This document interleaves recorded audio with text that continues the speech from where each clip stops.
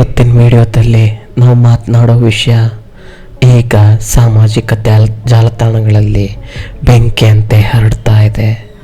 ನಟ ವಿಜಯ್ ರಾಜಕೀಯಕ್ಕೆ ಬಂದ ನಂತರ ಜನರ ನಿರೀಕ್ಷೆ ಹೇಗೆ ಏರಿತು ಅನ್ನೋದು ನಿಮಗೆ ಗೊತ್ತೇ ಇದೆ. ಈಗ ವೈರಲ್ ಆಗ್ತಿರೋ ದೊಡ್ಡ ಚರ್ಚೆ ಏನಂದರೆ ತಮಿಳುನಾಡಲ್ಲಿ ಮದ್ಯದಂಗಡಿಗಳಿಗೆ ಬೇಗ ಬೀಳ್ತಾ ಇದೆ. ಒಂದು ಕ್ಷಣ ಯೋಚನೆ ಮಾಡಿ, ಪ್ರತಿದಿನ ಕೂಲಿ ಮಾಡಿ ಸಂಪಾದಿಸಿದ ಹಣ ದೊಡ್ಡ ಭಾಗ ಮದ್ಯಕ್ಕೆ ಹೋಗ್ಬಿಟ್ರೆ ಮನೆಯ ಪರಿಸ್ಥಿತಿ ಹೇಗಾಗುತ್ತೆ? ಎಷ್ಟೋ ಮನೆಗಳಲ್ಲಿ ಅಮ್ಮ ಕಣ್ಣೀರಾಗ್ತಿರ್ತಾರೆ, ಮಕ್ಕಳು ಓದಿಗೆ ಹಣ ಇಲ್ಲ ಅಂತ ಕಷ್ಟಪಡ್ತಿರ್ತಾರೆ. ಆದರೆ ಮನೆಯ ಹಣ ಮಧ್ಯದಲ್ಲಿ ಕರುಹೋಗ್ತಾ ಇರುತ್ತೆ. ಇದಕ್ಕಾಗಿಯೇ ವರ್ಷಗಳಿಂದ ಅನೇಕ ಜನ ಒಂದು ಬೇಡಿಕೆ ಇಟ್ಟಿದ್ರು, ಮದ್ಯದಂಗಡಿಗಳನ್ನು ಕಡಿಮೆ ಮಾಡಬೇಕು ಅಂತ, ಕುಟುಂಬಗಳನ್ನು ಉಳಿಸ್ಬೇಕು ಅಂತ. ಈಗ ವಿಜಯ್ ಹೆಸರು ಬಂದೊಡನೆ ಜನ ಏನು ಯೋಚಿಸ್ತಿದ್ದಾರೆ ಗೊತ್ತಾ? ಸಿನಿಮಾದಲ್ಲಿ ಜನರ ಪರ ಹೋರಾಡಿದ ಹೀರೋ ರಾಜಕೀಯದಲ್ಲೂ ದೊಡ್ಡ ಬದಲಾವಣೆ ತರ್ತಾರ? ಆದರೆ ಇನ್ನೊಂದು ಕಠಿಣ ಸತ್ಯ ಇದೆ.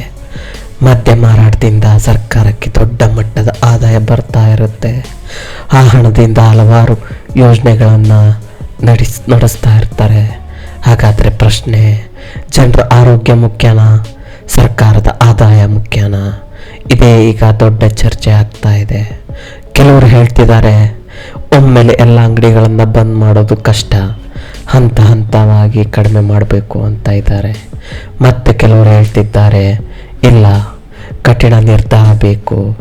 ಇಲ್ಲಿ ಒಂದು ವಿಷಯ ಮರೆಯಬಾರ್ದು, ಮದ್ಯದ ವ್ಯಸನದಿಂದ ಆರೋಗ್ಯ ಸಮಸ್ಯೆಗಳು, ರಸ್ತೆ ಅಪಘಾತಗಳು, ಕುಟುಂಬ ಕಲಹಗಳು ಹೆಚ್ಚಾಗುತ್ತವೆ ಅಂತ ಹಲವರು ಹೇಳ್ತಿದ್ದಾರೆ.